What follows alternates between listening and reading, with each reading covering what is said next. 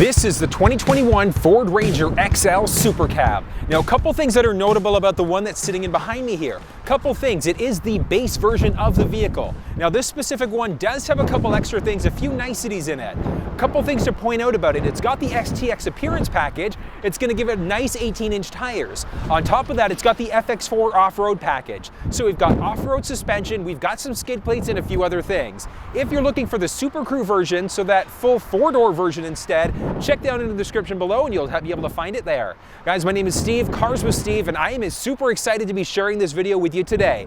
Let's dive right into it, but before we do, I want to thank you guys as always for helping to support the channel. Hiding in this video somewhere is a $10 Amazon gift card. Go and find it, claim it, and it's yours. Let's get into it though and see what the 2021 Ford Ranger XL SuperCab has to offer.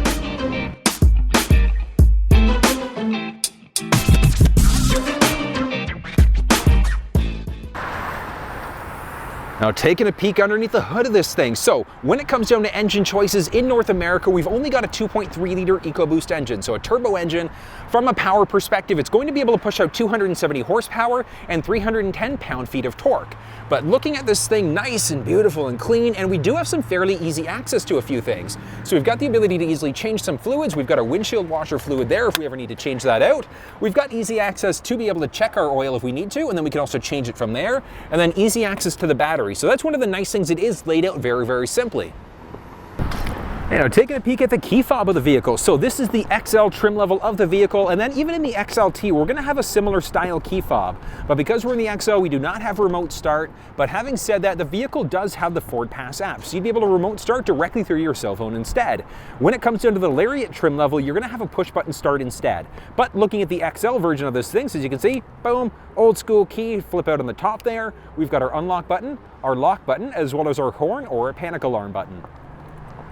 Now, when it comes down to box size, looking at the SuperCab version of the Ranger, it's going to be a 6-foot box because the Ranger itself only has two available box sizes. It's either a 5-foot or a 6-foot box. In the SuperCab, it's going to be a 6-foot. In the Super Crew, it's a 5-foot instead. But having a look at this thing, so in order to be able to open it up, just have to make sure the truck's unlocked and boom. Nice and simple. Now, a couple things about the Ranger. We're not going to have the option for the tailgate step the same way that we will in the F-150. And then you've got some options when it comes down to the box itself. So this one is the naked box, the way that it's going to look like as a default. You've got the option, if you want to, of acting in either a factory liner, you've got a drop-in liner or a spray-in liner, or you can use a third-party service. So something like Line-X, which is an incredible offering as well in order to get a spray-in bed liner. But I'm going to pull you off to the side there, just so you can see the bed dimensions of that 6-foot box. So as you can see there, tons of spacing available if you need it. You've got a couple different options as well. So you could look at a tonneau cover in order to be able to cover up the top of it. You could also look at a cap for this thing. So really a matter of preference, or you can kind of just leave it naked, leave it plain by itself the way that it looks there. Taking a look inside of the actual bed itself, let's take a look and see. So there's nothing to really write home about that. So you can see we've got some hooks off to the side. So if we need to tie some things down, we've got the capability to do that. 4 total hooks if we look along the other side of the truck there as well. So very, very simple inside of the XL version of this vehicle. Now, from a towing perspective, the 2021 Ranger is going to be able to pull up to 7,500 pounds if you get the tow package directly from the factory. Welded to the frame, it's just going to be able to pull more, and that's actually kind of surprising that it can pull so much. 7,500 pound max towing capacity in this thing is incredible.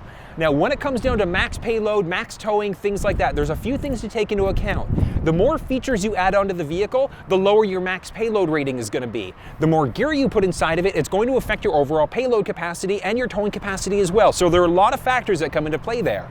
If you're looking for something with a heavier payload capacity, more towing, you might have to look at an F-150 or a Super Duty depending on what you're looking for. But taking a look, as you can see there, we've got the receiver. We've also got the necessary wiring harnesses, so we've got the 4-7 pin there as necessary. Now, if we take a look, we've also got this little guy. Now, this thing is going to be the unlock, so we can use that in order to release that spare tire underneath. But taking a look there, so this thing looks absolutely incredible. Love the look of it. Now actually, let's take a look at those plates, because this one does have the FX4 package on there, as we can see. But the FX4 package, not only do we have different type of suspension system, but we've also got some bash plates there. So you can kind of see the skid plates, those black bars there. So that is essentially going to protect certain elements of the truck as you're taking it off-road. Now, a couple things to note, if you go for the FX4 package, it's going to be a little bit of a rougher ride. So if you're not using it off-road at all, do you need the FX4 package? Not necessarily. You can get the skid plates separately by themselves. It's really going to be a matter of what are you doing with this truck. When it comes down to filling up and fueling this thing, very straightforward. Now, a couple things to point out. It's just regular 87 gas, so your regular octanes or regular fuel in order to fill this thing up, which is great. You don't need to use a premium fuel. When it comes down to actually filling up the tank, very straightforward. Just along the driver's side, unfortunately not a lockable gas cap, but taking a look, it's a capless system. All you're gonna do is just insert the hose, lift out. When you're done, all you have to do is crank it, lock it back into place, and you're set to go. Now, a couple things to note, there are some accessories that are available for the earlier generations of the Ranger, but there are some options that are available to get an actual locking cap as well. So, I mean, this thing is nice. Let's take a little bit of a closer look. A couple things to point out, when it comes down to it, this is a capless system and it doesn't have anything that's locking. So there are some third-party accessories that are available, which you can literally just insert there in order to key lock, in order to make sure that you won't have any fuel theft going on. Okay, now taking a peek at the vehicle itself. Now, when it comes down to availability in Canada, we are only looking at a 4x4 as an option. However, folks down in the States, you're lucky. You do have the ability either for the 4x4 or the 4x2 drivetrain instead. When it comes down to the 4x2, that's going to be rear-wheel drive. That's just the nature of trucks. You're going to be in rear-wheel drive there. So whether or not you live in those southern states or northern states, etc., that's going to determine whether or not you look at the 4x2 or the 4x4. And on top of that, if you're going to be going off-road, I absolutely recommend looking at the 4x4. And as Canadians, we don't have a choice but to go 4x4, which is not a bad thing, because at the end of the day, you can add that FX4 package on there as well, which is going to give you even better handling when you go off-road.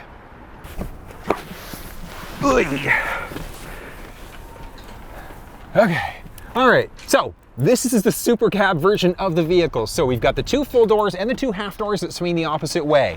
From a spacing perspective, if you've ever been in the back seat of a Mustang, it's kind of like that. I'm 6 feet tall. I've got this driver's seat set up for somebody who's 6 feet tall. And as you can see there, like, I can get back here, but is not really comfortable. So if you've got younger kids, etc., it could actually work unless you've got kids in a car seat, because there is absolutely no way you're getting a car seat in the back of this vehicle. Even in the Super Crew version, the full 4-door, it's gonna be difficult to get a child in the back here, especially if they're back facing. So just definitely something to take into account. But I mean, like I said, I don't really have much knee room, as you can see. That back cushion, I'm kind of like driving into the back of the driver's seat. I got a decent amount of foot room, and up overhead, I've got maybe half an inch of headspace as well. So definitely something to take into account. If you need 4 people inside of a vehicle, the SuperCab version may not work for you. When it comes down to some backseat features, so as you can see there, we do have the 2 chairs that are available, and you've also got a 12-volt adapter, and you've also got a little bit of a storage space there. So really nothing too crazy. We do have some anchors along the top there if you do absolutely have to put in a car seat and things like that. As we start to move down, as you can see on the seat there, we've got a little lever, we can pick that up, and we've got a tiny little storage space underneath there with our jack. So jack on the one side there, and there is another one on the opposite side, so let's have a quick run around. Boom, popping the door open, very straightforward. And from there, we've got a little handle in the back in order to be able to open this thing up fully. And from there, we've got the option to crank this thing up. And as you can see there, another little storage space, unlock and lift up. And as you can see, tiny little bit of space underneath that as well. So really, really useful, especially if you're going to be storing a little bit of things, a few things, you've got the capability to do that. Now, one thing to point out, because we are in the XL version of the vehicle, as you can see there, we do have this type of flooring. So it's like a vinyl style flooring instead, which is kind of cool because if you need to, you can just kind of like spray it out. It's a little bit easier to clean off. Outside of that, we've also got a pocket just on the passenger side there. There's not one on the driver's side. Looking along the driver's side door, so basic technology-wise, there's not much, guys. This is the XL version of the vehicle, but we've got our window up and down buttons there, and we've also got our unlock and our lock buttons. Pretty straightforward there. Looking to the left-hand side of the steering wheel. So a few things to point out. We do have the ability to adjust our side view mirrors, which is different because typically we would see it on the door, but we do have the capability to do it there. And we've also got a few selector switches and buttons. So, very first one, this one is going to be for the fog lamps, so we can turn the lamps on or off. This is our selector switch to figure out what's going on with our running lamps. All the way to the left is off, all the way to the right is your auto setting. I really recommend only looking at those two. You can permanently turn the lights on if you want to, but I do recommend keeping it in the auto setting. From there, we also do have our plus and minus buttons. That's going to be the dimmer switches in order to make the screen brighter or darker for our instrument cluster, as well as our Sync3 screen. Now over and above that, we also do have bed lighting, so we can press that in order to turn on a light, which is located just along the top there, so you can just kind of see it turned on there. Now, when it comes down to adjusting the steering wheel inside of the Ranger, it's very straightforward. Just by my left knee, there's a little lever there. We're just gonna crank that, push it down, and it's telescopic. So we can pull the wheel towards us, push it away, we can lift it up and down. And once you've got that perfect position, all you're gonna do is take that lever, and you're just gonna crank it and lock it back up into place.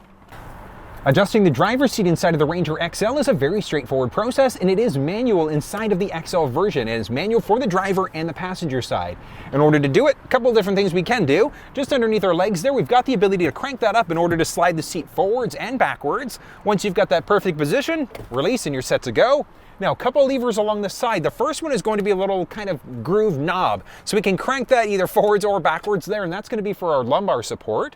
From there, we've also got another lever, and that's going to be able to crank the seat up if we need to. So if you're a little bit shorter, or if you're a little bit taller, you can crank it all the way down to give you even more headspace. Now, one of the nice things with the seat cranked all the way down, I've got about 4, almost 5 inches of headspace, maybe 4, I'll go with 4 inches of headspace up above. So if you're 6'2", 6'3", you can probably comfortably sit inside of this thing. It might be a little tight, but if you're anything taller than like 6'2", 6'3", I would absolutely recommend it, looking at the F-150 instead. Over and above that, there's one more lever. That's going to be for our actual backrest. So we've got the ability to move that forwards and backwards as necessary. And then the last one, we've got the ability to easily adjust our headrest, so we can just grab onto it. We can crank it up. If we need to adjust it and bring it back down, there's a tiny little button along the driver's side, so the left side. We're gonna push that button, and we can just crank that headrest down a little bit more if we need to. All right, so taking a look, this is the Sync3 screen that is standard now on the 2021 Ford Ranger. So I love the fact that we've got this nice larger productivity screen, not that tiny little 8-inch one with a bunch of little weird buttons there. So it is a nicer look to it. Now, one of the cool things about this screen is that it now does have the Android Auto and Apple CarPlay support inside of the base XL version. So if your vehicle does not have factory navigation like this one, you've got the ability to run off of your phone. Whether you're looking at an Android or an Apple device, you've got the ability to run off of Google Maps, Apple Maps, Waze, things like that directly through this middle screen, which I think is an incredible thing. Now, for whatever reason, if yours doesn't have the navigation, don't worry about it. This is the layout of the screen. If yours does have factory navigation, the map would be there, this would be over there, the compass would be gone. So let's start off and kind of play around with some features, and we're going to learn a few things about this vehicle. Starting off on the bottom, so the audio settings. That's where we're gonna go in order to change our sources, so AM, FM, SiriusXM, or Bluetooth. If we had a USB stick with MP3s on there, we'd have the ability to plug that in and USB would show. If my phone was connected right now, my phone would show up if I had songs, and also radio apps on your phone would also show up. So things like LiveX Live or Spotify would show up in this middle screen. So very straightforward, we can switch between whatever station we'd like to. If you tune to a station, you've got a couple different ways to do it. We can press direct tune in order to be able to change out to a different station. We can enter that down. There is a tuning knob a little bit further down, or you can use the voice command button on the steering wheel. Once you've tuned to a station that you want to save, all you're going to do is press and hold these buttons there in order to save that preset, and it can be a mix of AM, FM, SiriusXM, etc. So really, whatever you tend to listen to, you can save that. Now, taking a look, next up are going to be our climate control settings. So this is a more advanced version of the climate control. We do have some basic settings a little bit further down the console here. We're going to get to that one in just a second, but looking off, we've got the ability to set it to auto. So the vehicle is going to determine what the cabin temperature should be. We've got our basic menu button, which is going to be our max AC or our max windshield defroster. We can turn the system on or off. Now, the nice thing is that inside of this one, it's got the STX Special Edition package, which means that we've got dual zone climate control. Now, dual zone climate control is not standard. It is just available in that STX package, but it's pretty straightforward. So whether you have single zone or dual zone, etc., easy enough to set it there. But one of the nice things about the dual zone is, let's say somebody likes it a little bit cooler, a little bit warmer, etc. You've got the ability to set that up. If you want to bring it back to whatever the driver's side default is, you're just going to press that dual button and it'll automatically default it to whatever the driver's side is set up for. We've got the ability to set the fan to go to our windshield, face, or to our feet. We can control the speed of the fan. We've got our air circulation button, our rear window defrost, as well as our air conditioning setting. Next up, we've got our phone. So adding a phone is a very straightforward process. And as I mentioned, we do have the ability to use either Apple CarPlay or Android Auto. And it's a very, very simple process in order to be able to set it up. So let's actually give it a shot right now. So what we're going to do is on your phone, all you're going to do is make sure that you go into your Bluetooth on an iPhone, and you're just going to hit Bluetooth to turn it on. And we're going to give that a second, and we should Oh, helps if I press this button. So let's add a phone. Vehicle on your device and select it once it is found. Only the most important step. So a few seconds there and we should have the Ford Ranger showing up. There we go. So as you can see, Ford Ranger. So we're just going to select on that. Watch this. Confirm that the pin displayed on Sync matches the pin displayed on your device. Okay, so we just need to make sure that the pins match up, which in this case they do. So on the car, I'm going to hit that. And then on the phone, I'm going to hit pair. For your safety, please stay alert to changing road conditions and use Sync's voice-activated features while your vehicle is in motion. There we go. Now, as you can see on my phone there, it's saying, do I want to allow my contacts and favorites to sync? Yeah, I'm just going to press the allow button there. And we've got a couple settings there. So as you can see, I've got 911 assist and automatically contact my download my contacts. So yes, we want to make sure we do that. 911 assist, always make sure you turn that one on. And the reason why is because with your phone connected, if the vehicle senses a collision, it's automatically going to dial 911 for you. So absolutely 100% of the time, always make sure that you turn that one on. You're just going to hit finish, and as you can see, my phone's there, my contacts, you can change phones. So if you have multiple devices, you can easily change it from there. You can enter in a do not disturb mode. Now, one thing to note, I had mentioned it earlier. So in my audio, we now have my phone connected. So my phone is there. We can see my phone. We've also got LiveX Live, which is a radio app. So you can run off of that directly on this middle screen, which I think is really, really cool. On top of that, we can use Siri. Now, one of the nice things is that we've got the ability to easily use Android Auto and Apple CarPlay inside of this thing. In order to set it up, it's a very straightforward process. All you're gonna do is take a USB cable, you're gonna plug it into any of the available USB ports. So we still are wired as of right now. In Ford's new Sync3 system, our Sync4 system, I should say, it is wireless. So we're probably gonna see that within the next year or two inside of the Ranger. Taking a look there, we've got the USB cable. We're just going to plug it into the bottom of the phone there, and boom. Watch this. Apple CarPlay lets you use your phone in a way. So yeah, if we want to use CarPlay, we have to hit continue there. And we also have to agree to the terms and conditions. And looking there, as you can see, so allow CarPlay with Sync while the phone is locked. Yeah, we want to make sure we do that because we want to make sure that CarPlay works when my phone is locked. So we're going to hit allow. And as you can see, it is now fully connected. Guys, it's really that simple. We've got my phone, music, maps, messages, etc. Now, one of the nice things, I was mentioning it earlier, you've got the capability to use a number of different types of maps directly through this middle screen. So I've got Apple Maps installed there. I've got Google Maps and I've got Waze. You can use any of them directly through this middle screen. Like, look at this. We've got the Waze app going. If you prefer to use Apple Maps instead, you've got the capability to do that as well. Google Maps, etc. So you've got the capability to use pretty much whatever map that you'd like to directly in this middle screen. We've got my messages there, podcasts, audiobooks, etc. Now, one of the nice things about the Apple CarPlay side of things is that we've got the capability to adjust a few things. So under our general settings, let's go CarPlay. As you can see there, we've got the car, so we can just select it and we can customize it. Now, we can customize the way that this looks. So let's say if you tend to listen to your podcast more, we can drag it to the top and it's going to automatically do that in real time. If there are certain apps that you just never use, like if you're not going to use Google Maps, we can completely remove it. If you're never going to use certain things, you can kind of adjust this as necessary. So we're never going to use audiobooks, so we can get rid of that. But let's say if you're kind of playing around with this and you mess up, all you have to do is just hit reset home layout, and it's going to bring you back to that factory default look instead. Pressing that button is going to bring us back to our general settings there. Now, if for whatever reason, let's say you need to get back to that main screen, that Sync3 screen, we're just going to hit this forward exit button, and that's going to bring us back to the screen. So useful if you wanted to, let's say change radio stations, listen to the radio while we've got CarPlay going. So you've got the capabilities to easily do that.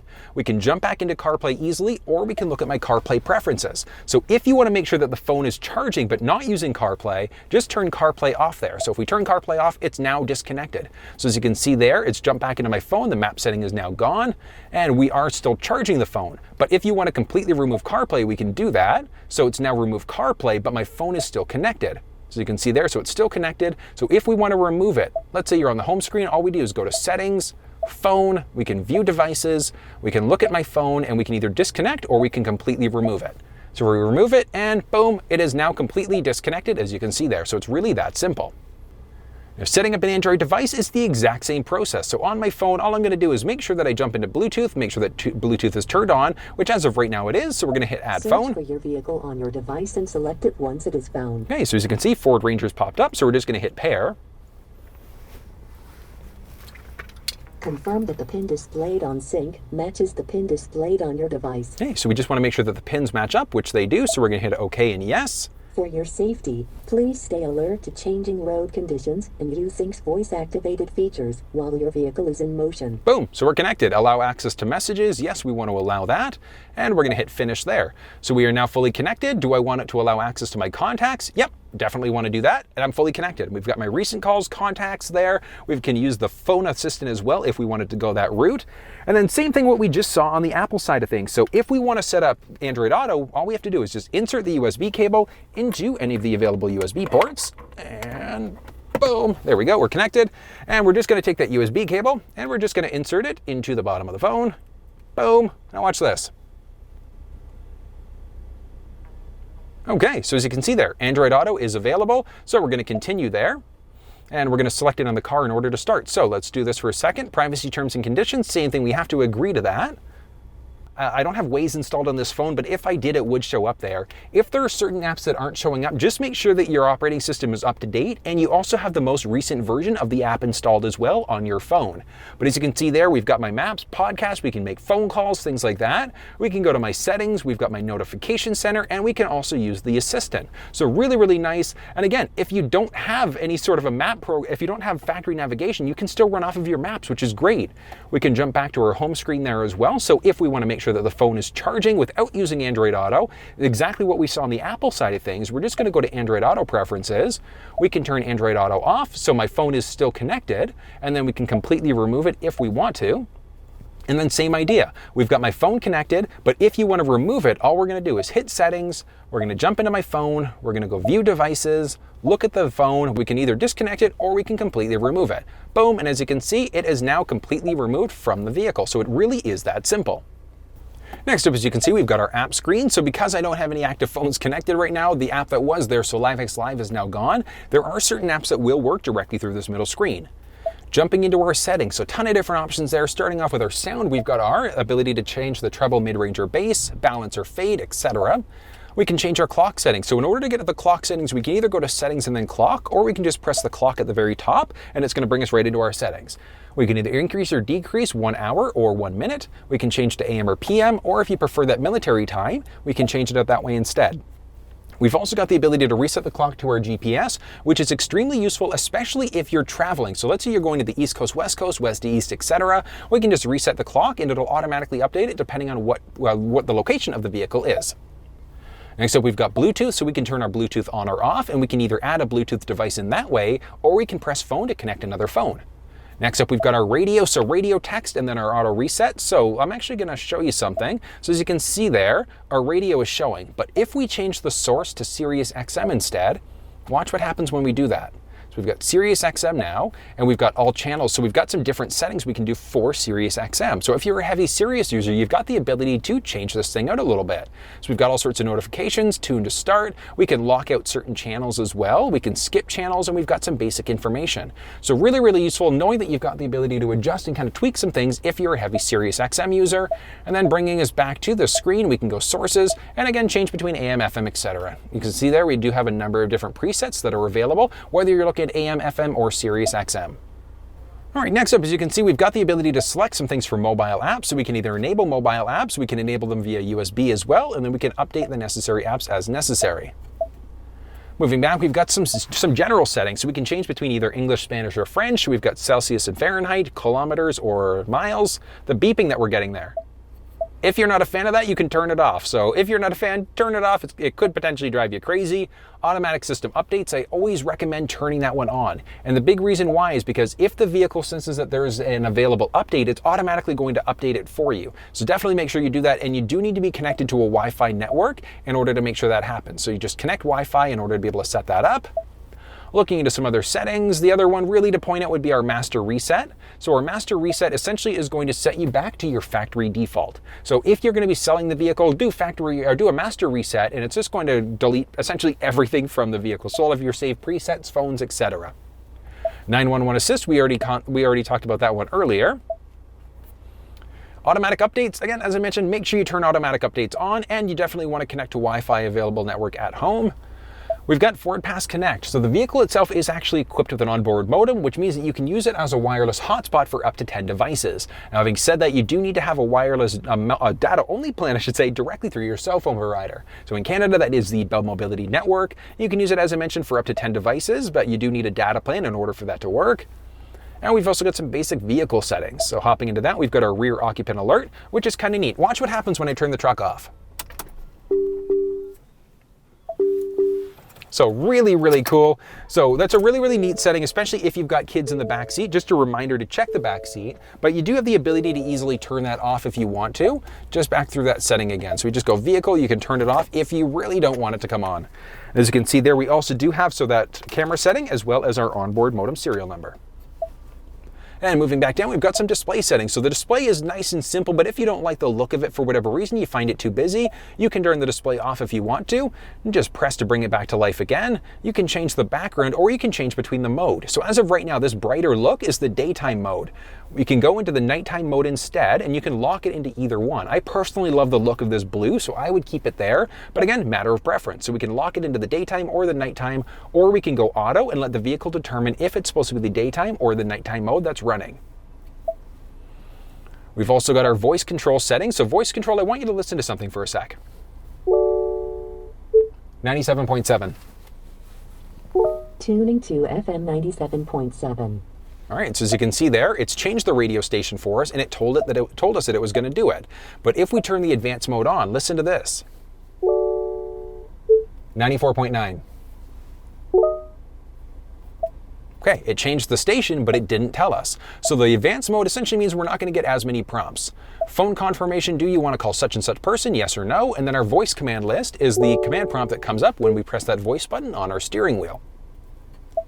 Last one is going to be our valet mode. So the valet mode, what we can do is enter in a 4-digit number, and that's essentially going to lock the screen out so you can't do anything until you re-enter that 4-digit combination. Like even if you turn the truck off and then turn it back on again, it's going to be locked until you re-enter that 4-digit number. And that is going to be the basics of the Sync3 screen inside of the 2021 Ranger XL. Now, as we start to move down the console here, as you can see, we've got our 4-way blinkers. We can easily turn that on or off as necessary. We've got our volume rocker, so let's...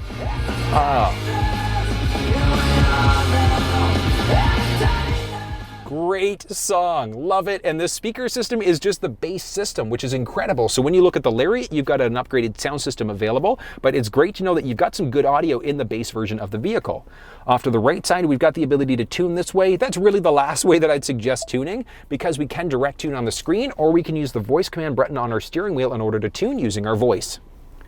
Moving down, as you can see there, we've got some other buttons. We've got the ability to either change songs, or we can play or pause.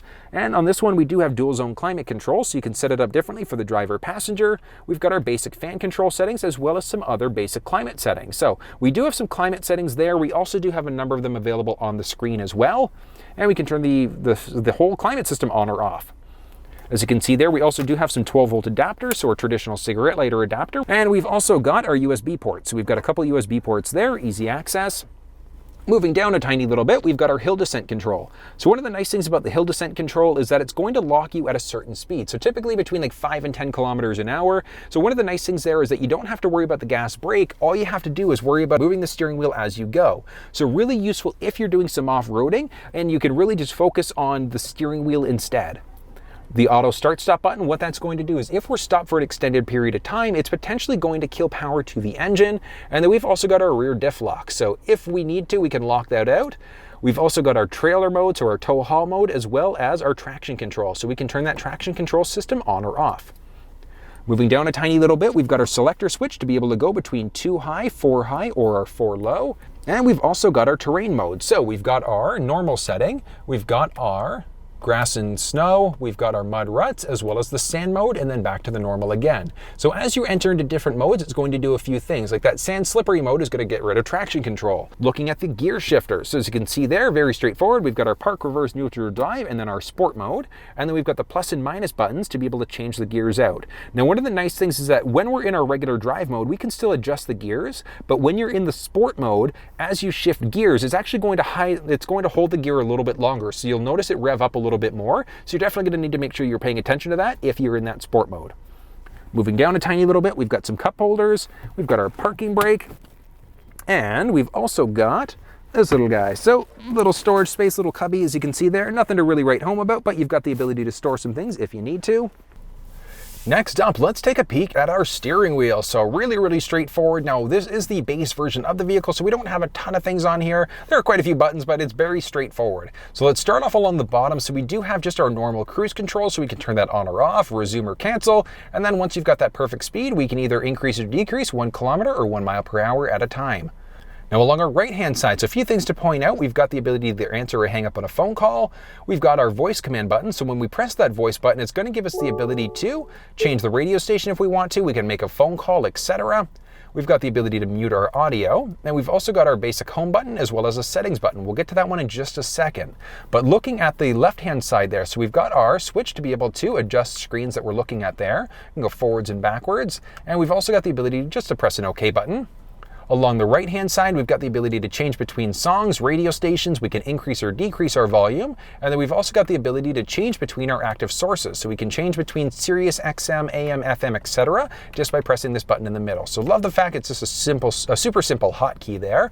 Now the big one, let's get into our basic settings there. So if we press home, that's going to actually adjust and bring us to our home setting there. This settings button is going to bring us to the setting on that Sync3 screen. So it's an interesting kind of hot press there. So we can kind of go in between, but it's useful if you need to kind of do hot press in order to get to certain things. Big one is going to be the selector switches and our directional keypad on the left-hand side, because that is going to adjust this screen. So we can go up and down with it in order to look at different screens there. Now, if you're on this one, you ever need to reset your defaults, all you're going to do is press and hold the OK button. So a few seconds there, and boom, it'll reset your values.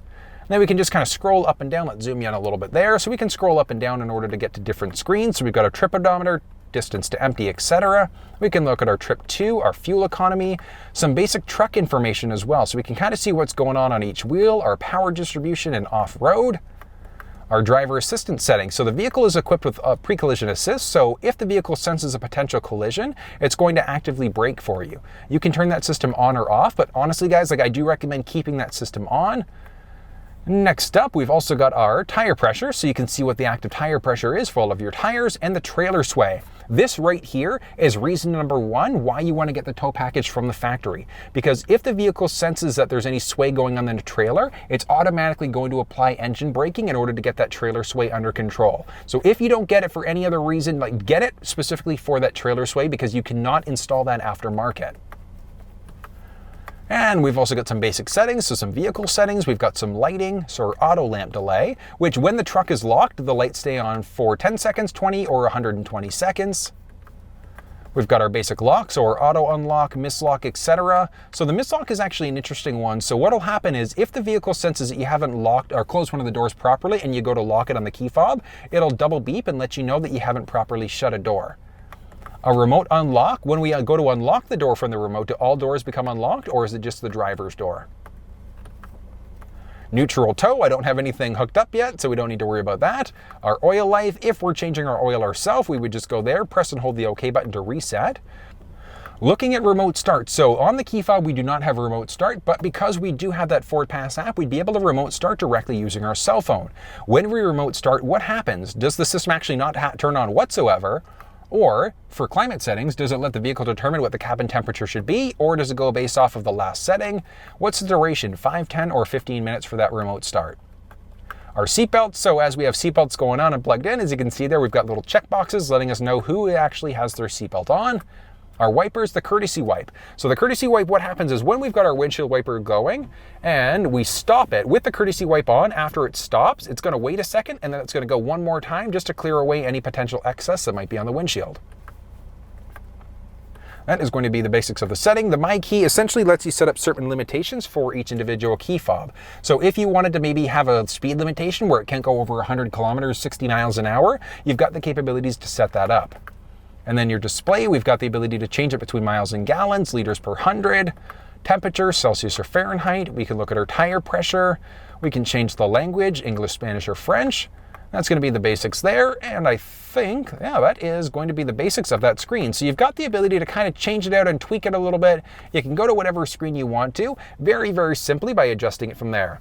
Now, a couple other things to point out on our left stick. So as you can see there, nothing crazy there. We do have the ability, so we've got our signals there. We can do a quick flash for high beams. Now, one thing to note is that when you've got the auto setting on, you will not be able to lock the high beams on. So you do need to make sure that you're on one of the other settings, and then we can just flip away in order to permanently have those high beams locked. So it's definitely something to consider there when you're on the auto setting. And a couple other things along the right stick. So as you can see there, we've got the ability to adjust the sensitivity to the rain when it hits the windshield, and we can flip our wipers on or off from there. So very straightforward. Now looking up overhead, couple things to point out. So as you can see there, nothing crazy. There actually is no mirror there along the back. Now that is just going to be in the XL trim level. It will be available there on the higher trim levels. And we've got the ability to easily adjust that. And we can slide it out a tiny little bit to block some extra sun if we need to. Click it back up into place and up overhead. So a couple things, as you can see there, we do have our off to the right hand side, so our cabin light. That means that when the doors open, the cabin lights will not come on. In the middle means that the cabin lights will come on whenever the doors are open, or all the way to the left means that the cabin lights are on permanently. As you can see there, we do have our rear view mirror with the old flip style in order to be able to dim it if things are a little bit too bright in behind us as we're driving. Well guys, that was a look at the 2021 Ford Ranger XL, so the base level of the vehicle. If you guys enjoyed the video, give it a thumbs up, consider subscribing with those notifications on, and please share it with your social networks because it definitely helps the channel grow. So if you have any questions, let me know, but until I see you next time, make sure you stay safe. Adjusting the driver's seat inside of the Ranger XL is a very straightforward process, and it is a manual process.